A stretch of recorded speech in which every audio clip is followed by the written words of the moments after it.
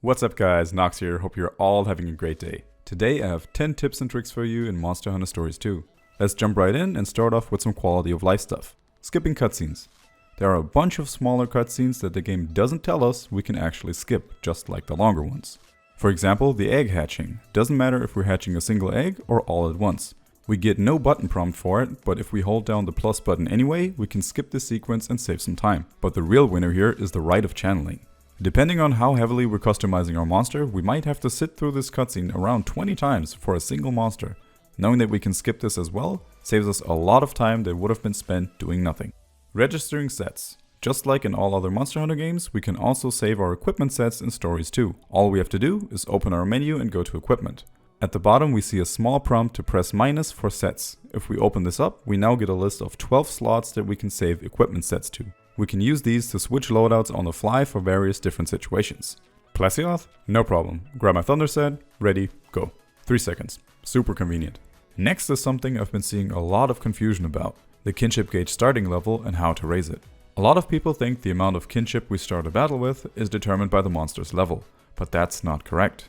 You can see right here my Volcana is the exact same level as my White Monoblas, but she has only 19 points instead of 27. And all other monsters in my party have 0 despite them being level 19. That's because the starting level of our Kinship Gauge is actually determined and raised by the number of battles that specific monster has been in our party for. I quick finish the fight and take a look what happened. Everything that had 0 before now has 1. Volcana is still sitting at 19 because the number of battles needed to raise the KG starting level increases over time. Making use of Felyne burrows. These are little hideouts scattered throughout the maps. They're found in the more dungeony areas that don't have any catavan stands to fast travel to. They are marked by a paw print on the map and there will be a feline nearby. Inside these hideouts we'll find a catavaneer that will allow us to save our game and change the time of day if we like. We also have a supportive feline here which will heal our entire party and restore any hearts we may have lost along the way. There's also always a free chest in these burrows that isn't marked on the map. Next we have a double tip about the Prayerpot. I see quite a few people forgetting that we can use both the prayer and the charm offering at the same time. And the effects do stack, so definitely use both. When active, we see smoke coming out of both ears of the Prayerpot. The second tip here is a mistake I still make sometimes after over 200 hours. We all know that the charms run on a timer, but the prayer on the other hand works differently. The prayer will automatically wear off once you enter a village or town from any area of the game that has fightable monsters. Even if we're just outside for 5 seconds picking a mushroom. Try making it a habit to always reapply your prayer buff the moment you enter a village. Missing out on that buff can slow down your results or progress quite a bit. Moving on, don't panic when you're out farming eggs and your egg carton is full. If that does happen, we get a message saying you cannot pick up any more eggs.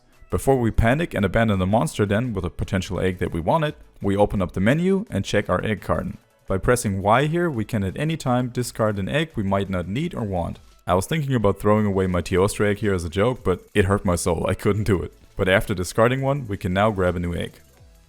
Monstie Expeditions. The tip here is even if you're not sending out your Monstie specifically for gathering, try to pick a location where its main items will still benefit you in your daily activities. For example, I like to send them treasure or experience hunting in locations that can still give me ingredients like Kelby horns and girthy garlic, for craftable items like ancient potions and vital essence. Thanks to that, I don't have to go out and gather those things myself. Use multiplayer for easy access. If we head over to the quest board and go into multiplayer, either online or local, we have a bunch of choices. We also get something that tends to get overlooked pretty easily. We get access to a bunch of monsters that can otherwise be a bit tricky or even annoying to find throughout the world map. We can not only get their materials this way, but the quests here also have a raised chance to give you that specific monster's egg. Since we're on the topic of quests, make use of the quest info in the menu. There are quest targets that will only appear at a certain time of day. This will always be indicated by the daytime symbols below the quest name. Any quest you accepted will have one or multiple things you can do here. You can press Y to set a quest objective, marking your target on the map. And you can press X to immediately select the nearest catavan stand to your objective. Doing both of these things makes it super easy and convenient to find what you're looking for. I fast travel to the selected point, and in this case I arrive and immediately see the blue objective marker. Awesome, super quick. Don't forget to drop your own tips and tricks in the comments below and subscribe to stay tuned for more. Let's all learn from each other. Thank you so much for watching, take care, and I'll catch you guys in the next one.